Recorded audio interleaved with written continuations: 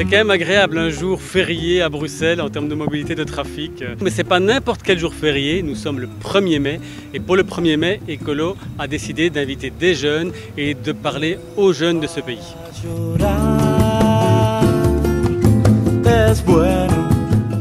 Je suis venue ici pour témoigner un petit peu de ce que c'est de finir ses études, de se retrouver confronté à une future carrière, pas savoir vers quoi on va. Et on devrait tous avoir le droit d'avoir des doutes, de ne pas savoir ce qu'on veut faire, de rater.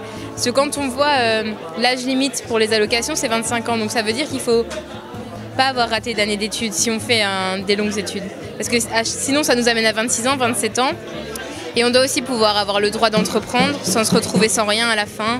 Avoir le droit de voyager, de s'épanouir, de ne pas vivre juste pour le travail.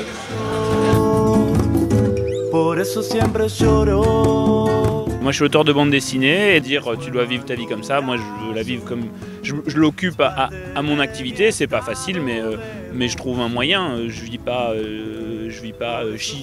avec plein de sous et tout, mais je vis, c'est déjà pas mal et puis je fais ce que je veux et surtout maintenant, moi c'est mon activité à temps plein quoi.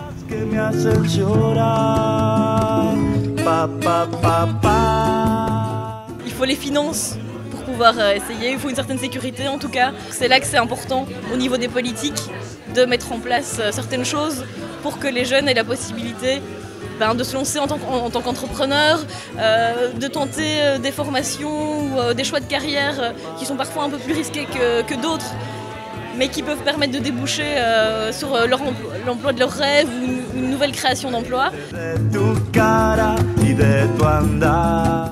Alors aujourd'hui, Ecolo était à l'écoute de ces jeunes, de leurs témoignages, de leurs propositions.